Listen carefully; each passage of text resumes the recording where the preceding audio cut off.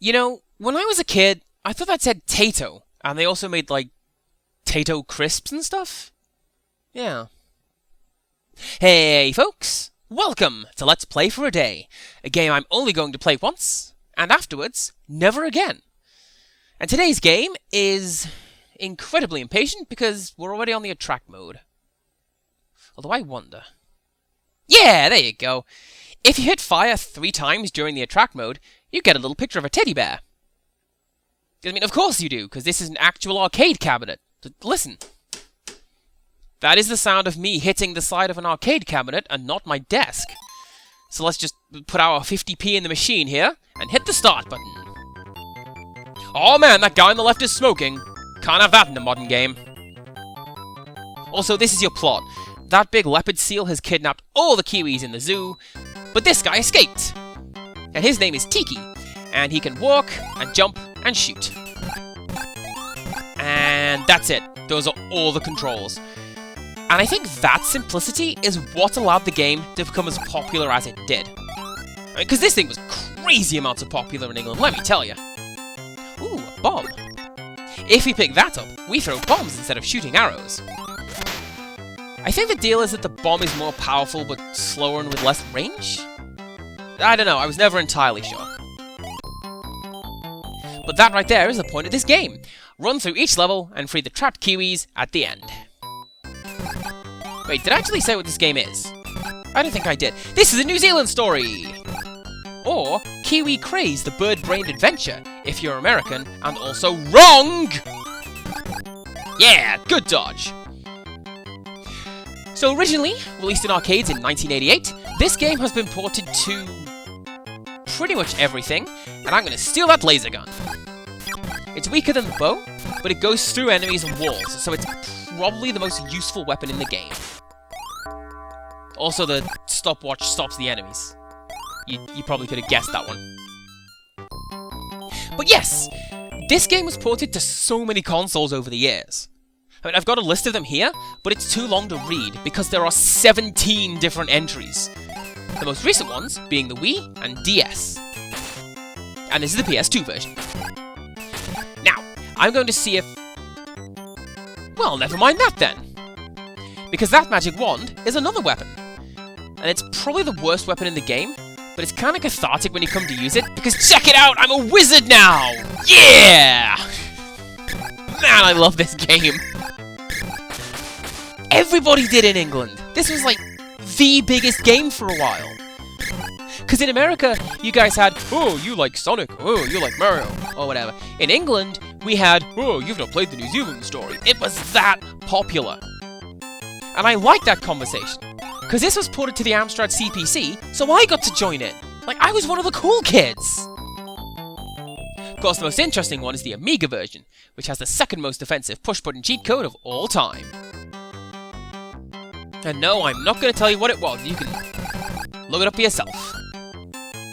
Also, this power-up is the Turbo Drive, and you don't want to pick that up, because it's fun to move around a lot faster than usual, but when you come to this level's spike wall, you kinda want to be in control of how you're moving. Like this. This duck thing will be fine. The duck was always my favourite one in the arcades, too. Like, it moves faster than the flying head, which is what you need for beating those bat enemies. I mean, there are a lot of subtle nuances between the various rideable things, and you have to know them if you want to find some of the more secretive secrets. Oh hey, and that book is just what I need. That gets rid of every enemy on the screen. Except for those spiky guys who are just off-screen. Shut up. Oh no, it's a boss now!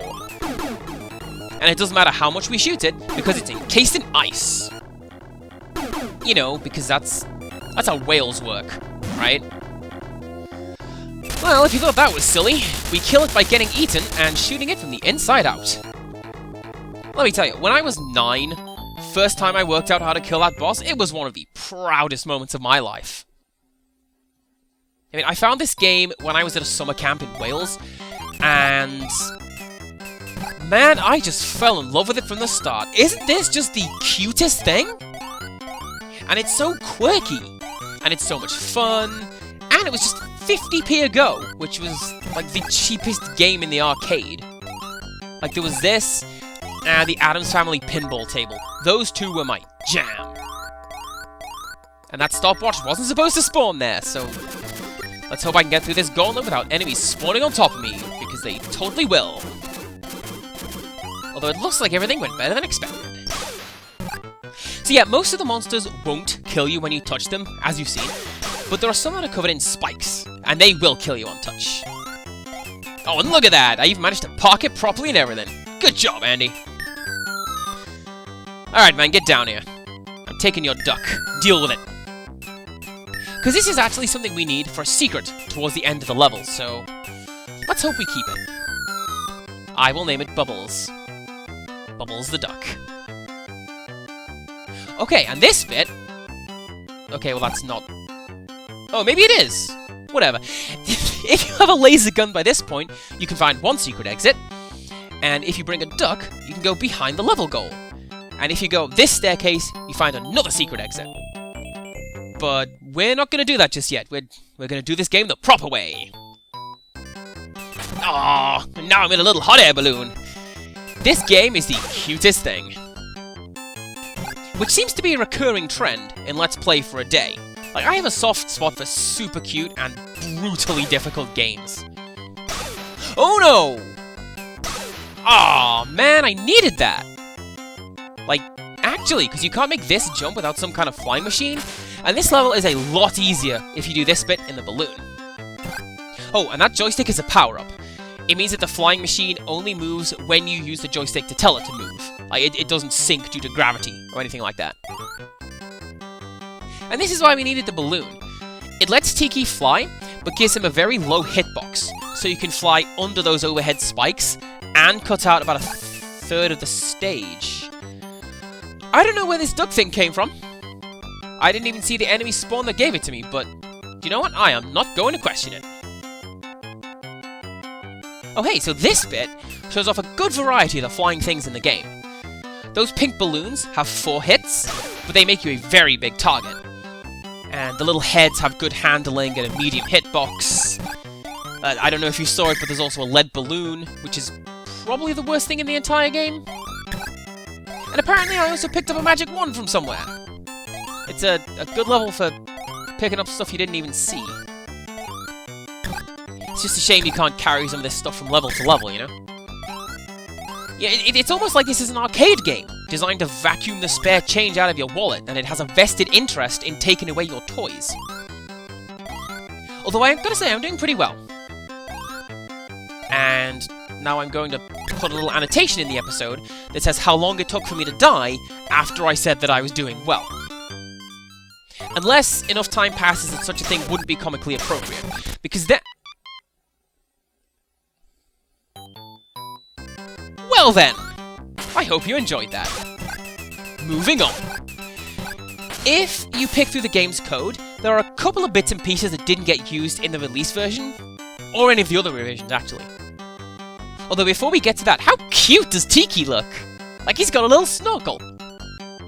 And it's vibrant blue and pink, which reminds me of the 90s. Like this game was on the cutting edge of fashion for being released in '88. Oh, and another diversion. There's one weapon that I didn't show off yet. If you go to the surface of any body of water and hit fire, Tiki squirts it out like a little archerfish. Man, I don't know how they did it, but Taito did a super good job of making games that were adorable and horribly difficult. Like you had Toki, Bubble Bobble, Rainbow Islands, Pocky and Rocky. They were all super cute, but totally out to murder you. What does this do? Well then, I'm not going to question that. Enjoy the super legitimate strategy guide to beating level 2-3, everybody. Because now it's time for level 2-4. The point where the game goes, alright, you've had your fun, now it's time to put some more money in the machine. Though I can't help but think that some more of these turret traps need to be firing. I mean, since they're there and all. He says as he gets shot. Like, I didn't even see that that one was working. I wonder if more of these turrets fired in a later revision of the game. I don't know, because this is the very same version of the game that I played when I found it in the arcades, so... yeah. Enjoy that. Anyways, back to those things that I was saying. This game has some stuff in the ROM that never gets used in the game. For example, there's an animation for Tiki throwing bombs, rather than just having them appear in front of him. And there's also a weird enemy with a jetpack. It doesn't do anything beyond flying around in a circle and killing you on contacts. Oh, and hey, if you didn't get a good look at it before, there's the lead balloon. It rises slowly, falls quickly, cannot be destroyed, and is generally kind of pointless. Much like the hot air balloon, because we need to go down right here. And we got the balloon because the game spawned us close to where we died, but there was no floor. And it's actually kind of forgiving in that respect, and that respect alone. Alright, what else? Well, there's also a graphic for a key in the game, which suggests you have to go and collect those before you could open the cage at the end of the level. And that idea was later implemented in the version for the Nintendo DS. But oh no, it's a boss! It's a rock octopus! Or a rocktopus, if you like. I put more time into constructing that dreadful wordplay than I did into actually fighting him. Also, hey, it's this level! This is the last level I remember reaching when I played this game in the arcade. Because it's a maze, and I don't remember how to get through it, so this is gonna be a good time. Oh hey, you see how that balloon turned green? And yellow now? That shows that it's lost some of its hits. And the cool thing you can do with this particular kind of balloon, you can hop on top of it and fly around, but you can also jump at it from below, and wear it like a hat. Also, the top route didn't work, so let's take the bottom route. Just give up and go do something else. That's the way. Oh. Yeah, I meant to do that. See? I got enough points to score an extra life, and I snagged the last couple of letters to spell extend and get another one. And that's something they took from Bubble Bobble. If you can spell out extend, then you get an extra life. Alright, come on, guy. Yeah, there we go. So you might have noticed, there is a map lower left, but that's not particularly helpful, because... Oh, well, that was stupid. And that was even worse. Well done. Alright, come on. Yeah!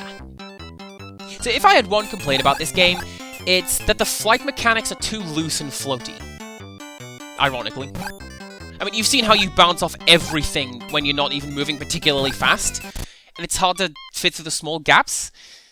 And the game knows it. Like, there are some secrets and entire stages built around having to navigate balloons through tight spaces. I suppose that's like the game's difficulty curve. Like, they knew what they were doing, and it wasn't designed to be played at home right out of the gate, you know? It's designed to sit in an arcade, hold you upside down, and shake all the money out of your pockets. Which was actually a feature implemented in revision 2.1. They called it the EA revision, because they knew their future history pretty well, apparently. Oh, and speaking of which, let's play the Japanese lottery. And I'm gonna keep my duck, because if I go down a dead end, then I can get back out again. If I can even get to a dead end, how tricky these things are to navigate. It'll come in handy when we get to the end. And yeah, you see that up arrow? That's where we're gonna go next, and our duck will help us do that. And if you keep hitting the jump button, then Tiki will flap his wings, which will slow his fall, but it's never particularly useful, you know? At least that I found. Because it certainly doesn't let you go up, that's for sure. Not entirely sure what that explosion noise is. Hope it's nothing that I'm doing. And I'm not entirely sure what threw me down here, but I'm kind of glad it did. Because I felt like I was breaking the game by bringing a flying machine and just going over the problems. Yeah, we can't solve every level, like that one where we got the magic mirror. I only wish. I mean, there is a mechanic in-game that lets you do just that, but... We'll come to that later. And you know what? My parents have been to New Zealand, and they didn't report anything like this when they were there. Because they went to Auckland, and I told them to look out for the spike traps, but they didn't even get the joke. I was very disappointed. Now, what I know about this game is it's gonna want to do you're gonna have to do the short hops to get around, because if you go to the top route, it's gonna be a little more tricky. Probably. Did I want to get that? I don't even know. Oh yeah! Look at that! Badass win pose! Tiki's so happy. Oh hey, it's this stage! I say, again, you might recognize this one from the attract mode. I recognize this one from the attract mode, but whether that's just because I'm making stuff up, I don't even know. Do the Waitomo caves have big carvings of the Virgin Mary in them? I don't know. That's a very silly question to be asking given the context in which we're seeing this, Andy, so maybe it's better not to think about it. Maybe we should get better at reading directions. Ah, well. That's the New Zealand story, everybody! And what's that, like 16 minutes of gameplay for 50p? That's about the same value as a modern AAA title. That's maths, that is, and you cannot refute that. Yeah, there you go. ADT. That's how you spell CPC, gamer. That's muscle memory, is what that is. But you know what? I did that in Streets of Rage 2. You've seen that before. Although, actually, since we're here, do you want to see some insane speedrun garbage? Course you do! We just have to watch this scene again. Incidentally, what kind of zoo lets everything just roam free? And how is Mount Cook in the background? Because that's the final stage. Man, the more attention I pay to this game, the more I realize it doesn't make a lick of sense. Because I know, it was all tight and coherent up until this point, right? Now, you can do this trick if you get the bomb power-up, but it's a lot easier if you don't. And quicker, too, so let's ignore that and do this. Yeah! Secret portal! And that's how you get these letters from 2-1, along with another hidden portal. And this one takes you to 1-4. Like, you've got this whole new part of the level that you can only get to by using the hidden warps. Like, you'd never see that in modern games. Like, we've put the money into making this, we are gonna show that sucker off. Aww. You know, I really don't like that little flailing animation. That's kind of sad. Still, by doing this, you can get an extra life. And a path right to the boss. And if you go into the speedrun of this game, you're going to want to take that path and grab a different portal in 2-1. It's on the path behind the level goal. But I'm not doing that, I'm doing these warps. And now we're in 2-4, which is the second boss stage.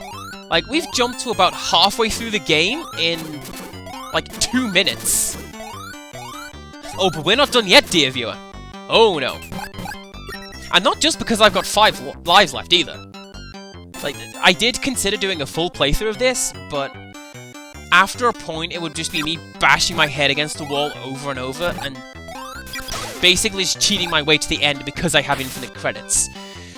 And that's not particularly fun to do or to watch, so this is what you get.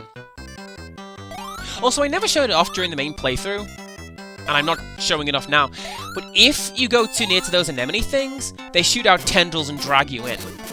Like, they chew on you while the game over jingle plays. It's really sad. Also, look, it's another portal! Like, I'm not entirely sure what... Man, I'm good at this game! So, anyways... Man, I'm good at this game! There's a portal over here to the right. And this one will take you to the far-off land of a bonus room! And there are 3 or 4 of these in the game, and the only way to leave is to kill every enemy. But while you do it, you get to look at the sprite art that the designers did using in-game platforming assets. Like, this one's a happy little whale, but there's also a witch, and there's a teddy bear. And how am I supposed to get you? Oh, I can shoot through walls. Excellent. And there we go. In about 4 minutes, we're pretty much back to the same part of the game that I reached after... what was it, 15 minutes? And you know what? I'm going to keep going, because there's a particular enemy in this stage that has another little Easter egg attached to its behaviour. I think. I could be mistaken, but whatever, it's free entertainment, so that is just fine. So yes, it's an enemy in this stage, because the little clue's in the background there. Now, he's on the left of the... Yes, there he is! Now, all we have to do is that, except again. So, let's hope he spawns again. Anytime, game. Whenever you're ready, that'll be just fine. Aha! There we go. Oh man, what's this? So there are certain enemies in certain levels, that black blob thing being one of them, where if you die to them, you go up to heaven, and you get to play a little bonus stage, where everything is trying to kill you, because why wouldn't stuff try to kill you in heaven? Yeah! So, it's a pretty tough little stage, because it requires a lot of precision platforming, and it's also a pretty tricky one, and we're not going to see what happens when we get to the end, because I may have meant if we get to the end. What happens is that you find a goddess, and if you speak to her, then you stay in heaven forever. But if you can find a way to sneak past her and out of the level boundaries, you fall back to Earth and get a free credit. It's part of this game's speedrun strategy, actually. Anyways, join us next time for something else, and until next time, goodbye!